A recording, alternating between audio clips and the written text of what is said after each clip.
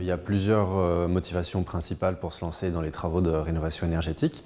Les deux principales sont le remplacement d'équipements qui sont usagés, qui sont vieux, qu'il faut changer. Ça, c'est un des principaux. Le deuxième, c'est une raison financière. Voilà. Les gens cherchent à faire des économies sur leurs factures, pas spécialement des économies d'énergie, mais bien des économies sur leurs factures, et bénéficier des aides financières qui ont été mises en place par l'État.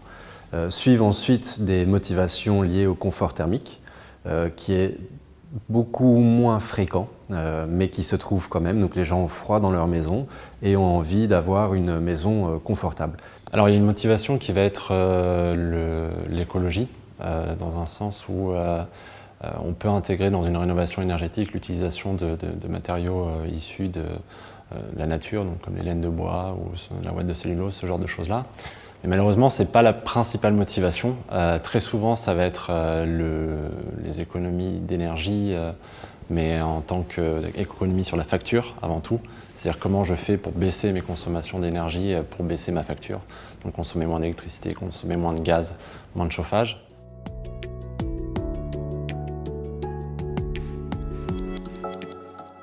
Le premier frein est un frein financier, donc c'est assez rigolo puisque la première motivation est également une motivation financière, mais d'un autre côté, c'est également le premier frein puisque on a des aides financières qui peuvent être des subventions, où là on a clairement des sous qui nous sont donnés. On a d'autres aides financières qui sont par exemple le crédit d'impôt ou le certificat d'économie d'énergie, qui sont des aides qu'on a en fin de travaux.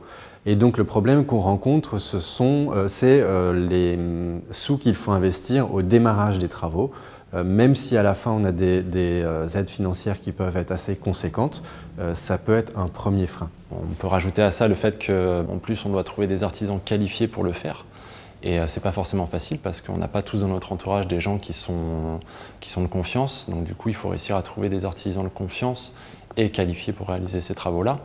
Après, il va y avoir aussi le manque d'informations, parce qu'on a énormément d'informations grâce à Internet, aux médias, mais au final, on ne sait pas quelle est la bonne. On a différents sons de cloche qui viennent de professionnels, de pouvoirs publics, de son cercle proche. On a ce même problème avec la multitude d'aides financières qu'il y a. Le fait qu'elles soient changées quasiment tous les ans, que leur utilisation commune, enfin le fait de pouvoir bénéficier en même temps de différentes aides change également d'année en année. Le fait que les artisans doivent avoir un label RGE pour bénéficier de ces aides financières, tout ça c'est assez vaste, donc c'est un frein.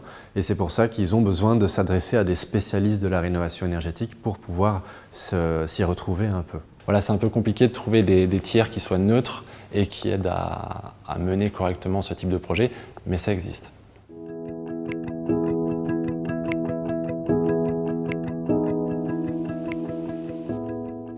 Donc oui, on réussit de temps en temps à embarquer des travaux de rénovation énergétique dans des projets qui étaient des travaux de rénovation traditionnels, puisque nous, on est spécialisé en travaux de rénovation énergétique en tant que courtier. On leur propose systématiquement de pousser la démarche un petit peu plus loin. C'est notamment le cas quand on fait un ravalement, où on propose d'aller voir ce que donne un chiffrage, une proposition technique pour une isolation thermique par l'extérieur en même temps. Et donc ça arrive que les gens se disent effectivement le gros du coût c'est le déplacement, l'échafaudage, le ravalement, le surcoût lié à l'isolation thermique par l'extérieur existe bien évidemment et se ressent, mais au final est minime. Donc ils partent sur ces travaux-là. Il en va de même pour les travaux par l'intérieur. On peut être sur des projets d'aménagement intérieur, on casse des cloisons, on refait des cuisines, etc. Là, les gens en profitent pour effectivement faire une isolation par l'intérieur des murs. On peut avoir aussi des personnes qui, dans le cadre de travaux de rénovation de systèmes de chauffage, quand on est sur du système de chauffage électrique, vont demander à une installation de poêle ou d'insert qui est une solution de chauffage complémentaire, plus axée sur le plaisir, mais qui donne quand même accès à des aides de la part de l'État. Du coup, on arrive à ce genre de projet-là.